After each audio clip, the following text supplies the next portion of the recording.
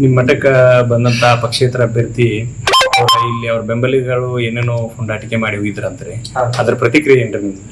ಇಲ್ಲ, ನಿನ್ನೆ ದಿವಸ ಮಧ್ಯಾಹ್ನ 1 ಗಂಟೆ ಸುಮಾರು ನಾನು ಹೊರಗಡೆನೆ ಇದ್ದೆ. ಇದ್ದಂತ ಸಂದರ್ಭದೊಳಗಡೆ ಏಕಾಏಕಿ ಸುಮಾರು ಪಕ್ಷೇತರ ಅಭ್ಯರ್ಥಿ ಆಗಿರ್ತಕ್ಕಂಥ ಶಂಭು ಕಲ್ಲೋಳ್ಕರ್ ಅವರು ಮತ್ತು ಅವ್ರ ಬೆಂಬಲಿಗರು ಸುಮಾರು ಒಂದು 500-600 ಜನ ಬೈಕ್ ರ್ಯಾಲಿ ಮೂಲಕ ಎಲ್ಲೋ ಪ್ರಚಾರ ಮುಗಿಸ್ಕೊಂಡು ಮಠಕ್ಕೆ ಬಂದ್ರು. ಮೊದಲೇ ಮಾತು, ಮಠದೊಳಗೆ ನಾವು ಊಟ ಮಾಡ್ತೀವಿ ಸರ್ ಅಂತ ಹೇಳಿ ಯಾರು ಕೂಡ ನಮ್ಮನ್ನು ಕೇಳೇ ಇಲ್ಲ. ಮತ್ತೆ ಹಿಂಗ್ ಬರ್ತೀವಿ ಅಂತ ಯಾರು ನಮ್ಗೆ ಮುನ್ಸೂಚನೆ ಕೊಟ್ಟಿಲ್ಲ. ಆದ್ರೂ ಕೂಡ ಏಕಾಏಕಿ ಬಂದ್ರು ಕೂಡ ನಾವು ಇಲ್ಲ ಈ ರೀತಿ ಬಂದಾರಿ ಶಂಭು ಕಲ್ಲೋಳ್ಕರ್ ಅಂತ ಅವ್ರ ಬೆಂಬಲಿಗರು ಹೇಳಿದಾಗ ₹5 ಒಳಗೆ ದರ್ಶನ ತಗೊಂಬರಿ ಅಂತ ನಾನೇ ಹೇಳಿದವನು. ಆಮೇಲೆ ಒಂದು 56 ಜನ ಊಟ ಮಾಡ್ಲಿಕ್ಕೆ ಪ್ರಾರಂಭ ಮಾಡಿದ್ರು. ಹಂಗ್ ಮಾಡೋ ಪ್ರಾರಂಭದೊಳಗೆ ನಾನೇನ್ ಹೇಳಿದೆ, ಅಪ್ಪ ಇಲ್ಲಿ ದಾಂಧಲೆ ಮಾಡ್ಬೇಡ್ರಿ, ನೀರಿಂದು ಅಭಾವ ಇದೆ, ವ್ಯವಸ್ಥಿತವಾಗಿ ಊಟ ಮಾಡ್ಕೊಂಡು ಸರಿಯಾಗಿ ಹೋಗ್ರಿ ಅಂತ ಹೇಳಿದ್ವಿ. ಅದಾದ ಒಂದು 5-10 ನಿಮಿಷಕ್ಕೆ ಸುಮಾರು ಒಂದು 200-300 ಬೈಕ್ ಮೇಲೆ ಬಂದಿರತಕ್ಕಂಥ ಹುಡುಗರು ಸಂಪೂರ್ಣವಾಗಿ ಮದ್ಯ ಸೇವನೆ ಮಾಡಿರ್ತಕ್ಕಂಥವ್ರು. ಆಮೇಲೆ ಅವರು ಏಕಾಏಕಿ ಮಠದ ಆವರಣದ ಒಳಗಡೆನೆ ಬೈಕ್ಗಳನ್ನ ತಗೊಂಡ್ ಬಂದು ಬೇಕಾಬಿಟ್ಟಿ ತೆರವಿ ಗಿಡ ಮರಗಳನ್ನ ಕೆಡವಿ ಆಮೇಲೆ ಒಂದು ಹುಚ್ಚ ಉದ್ದಟತನದಿಂದ ಜೈಕಾರ ಹಾಕೊಳ್ಳೋದು, ಆಮೇಲೆ ಬೇರೆ ಬೇರೆ ಅಸಭ್ಯದ ವರ್ತನೆಯನ್ನ ಮಾಡೋದು ನಮಗೆ ಸ್ವಲ್ಪ ಬೇಜಾರು ತರಿಸಿತ್ತು. ನಾನೇನ್ ಹೇಳಿದೆ, ತಮ್ಮಗೊಟ್ಟೆ ಇದು ಮಠ, ಈ ಮಠದೊಳಗ ಭಕ್ತಿ ಶ್ರದ್ಧೆಯಿಂದ ಇರ್ಬೇಕು ಹೊರತು ಈ ರೀತಿ ಹುಚ್ಚರ ತರ ಮಾಡ್ಬೇಡ್ರಿ ಅಂತ ನಾನು ಹೇಳಿದೆ.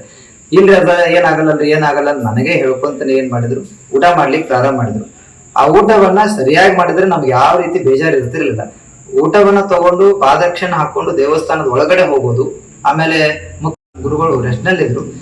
ಬಾಯಿ ಕೇಳಿಸಿದ ಗಲಾಟೆಯನ್ನ ಕೇಳಿರ್ತಕ್ಕಂಥ ಗುರುಗಳು ಆಚೆಗೆ ಬಂದು ಏನ್ರೋ ಮಠ ಮಾಡ್ಯಾರೋ ಏನ್ ಮಾಡ್ಯಾರ ಅಂತ ಹೇಳಿ ಎಲ್ರಿಗೂ ಬೈಲಿಕ್ಕೆ ಪ್ರಾರಂಭ ಮಾಡಿದ್ರು. ಆ ಸ್ಥಳದೊಳಗೆ ಅಭ್ಯರ್ಥಿಗಳು ಕೂಡ ಇದ್ರು. ಅವ್ರು ಹೇಳಿದ್ರೆ ಹಾಕಿತ್ತು, ಅವ್ರ ಬದಲಿಗೆ ಬೆಂಬಲಿಗರು ಅಥವಾ ಕಾರ್ಯಕರ್ತರು ವ್ಯವಸ್ಥಿತವಾಗಿ ಇದು ನಡೆಸಿಕೊಟ್ರು ತುಂಬಾ ಚೆನ್ನಾಗಿರ್ತದೆ. ಯಾಕೆ ಆ ರೀತಿ ವರ್ತನೆ ಮಾಡಿದ್ರು ನಾ ಬಲ್ಲೆ, ಆದ್ರೆ ಈ ವರ್ತನೆ ಮಠದ ಘನತೆ ಗೌರವ ತರ್ತಕ್ಕಂಥದ್ದಲ್ಲ. ಮತ್ತೆ ನಿನ್ನೆ ಅವರು ಊಟವನ್ನ ಏನ್ ಮಾಡಿದ್ರು, ಅದು ಬಿರಿಯಾನಿ ಅಂತ ಹೇಳಿ ಎಲ್ರು ಮಾತಾಡ್ತಾ ಇದ್ದಾರೆ. ಅಂತ ಪದಾರ್ಥವನ್ನ ಶ್ರೀಮಠದಲ್ಲಿ ಉಣ್ಣೋದು ಎಷ್ಟು ಸರಿನೋ ಅವರೇ ತಿಳಿದವರು ಅರ್ಥವರು, ಅವರಿಗೆ ಅದು ಅರ್ಥ ಆಗ್ಬೇಕು. ಕಾನೂನು ಯಾವ ರೀತಿ ಇದೆ ಅನ್ನೋದನ್ನ ಅರ್ಥ ಮಾಡ್ಕೊಂಡಿರ್ತಕ್ಕಂಥವ್ರು ಈ ರೀತಿ ಮಾಡುವಾಗ ಸಾಮಾನ್ಯ ಜನರ ಪರಿಸ್ಥಿತಿ ಏನಂತಕ್ಕಂಥದ್ದ ಖೇದ ಉಂಟಾಗಿದೆ.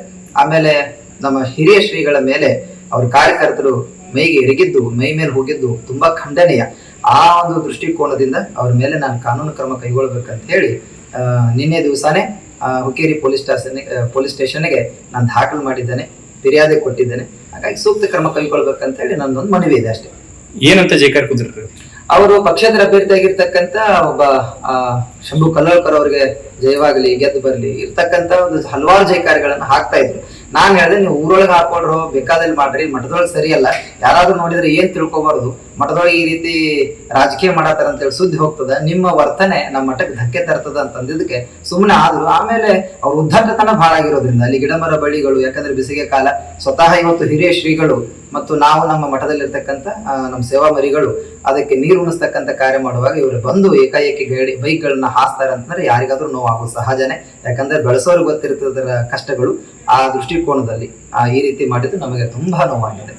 ಅವ್ರು ನಿಮ್ಮ ಅಲ್ಲೇ ಇದ್ರು, ಅವ್ರು ಏನೋ ಒಂದು ಕ್ಷಮೆ ಅನ್ನೋದು ಕೇಳಲಿ ನಿಮ್ಗೆ? ಇಲ್ಲ, ನಾವು ಎಕ್ಸ್ಪೆಕ್ಟೇಷನ್ ಅದನ್ನೇ ಮಾಡಿದ್ವಿ. ಇಷ್ಟೆಲ್ಲ ದಾಂಧೆಗಳು, ಇಷ್ಟೆಲ್ಲ ಕಾರ್ಯಕರ್ತರು ಒಂಥರ ಉದ್ದಟನ ಮಾಡೋ ಸಂದರ್ಭದೊಳಗೆ, ಹುಚ್ಚದ ವರ್ತನೆ ಮಾಡೋ ಸಂದರ್ಭದೊಳಗ ಅಲ್ಲೇ ಸ್ಥಳದಲ್ಲಿ ಇರ್ತಕ್ಕಂಥ ಕ್ಯಾಂಡಿಡೇಟ್ ಏನು ಅಭ್ಯರ್ಥಿ ಇದ್ರು, ಅವ್ರು ಒಂದು ಮಾತು ಹೇಳಿದ್ರೆ ಹಾಕಿತ್ತು, ಇದು ಮಠ ಅದನೋ ಹಿಂಗೆಲ್ಲ ಮಾಡ್ಬೇಡ್ರು, ಗುರುಗಳು ಅಷ್ಟೆಲ್ಲ ಹೇಳಕತ್ತಾರ, ನಿಮ್ಗೆ ಕೇಳಾಕ ಏನಾಗಿತ್ತು ಅಂತ ಅನ್ಬೋದಾಗಿತ್ತು.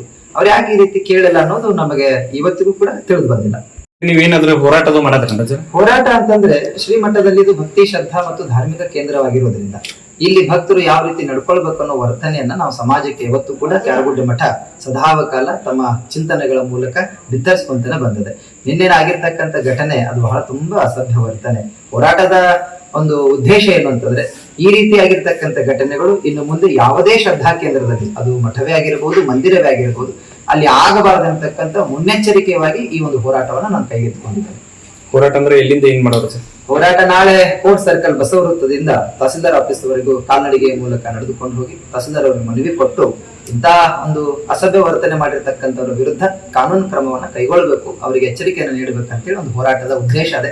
ಹಾಗಾಗಿ ಎಲ್ಲ ನನ್ನ ಶ್ರೀಮಠದ ಸದ್ಭಕ್ತರು, ಮಠದ ಕಾರ್ಯಕರ್ತರು, ಒಟ್ಟಾರೆಯಾಗಿ ಸರ್ವ ಸದ್ಭಕ್ತರು, ಇದರಲ್ಲಿ ಯಾವುದೇ ಜಾತಿ, ಮತ, ಪಂಥ, ಕುಲ, ಪಕ್ಷ ಯಾವುದೇ ಭೇದವಿಲ್ಲದೆ ಶ್ರೀಮಠಕ್ಕಾಗಿರ್ತಕ್ಕಂತಹ ಈ ಒಂದು ನೋವಿಗೆ ಅಥವಾ ಶ್ರೀಮಠದ ಮೇಲೆ ಆಗಿರ್ತಕ್ಕಂಥ ಕಳಂಕಕ್ಕೆ ಈ ಹೋರಾಟವನ್ನು ಎತ್ಕೊಂಡಿದ್ದಾರೆ.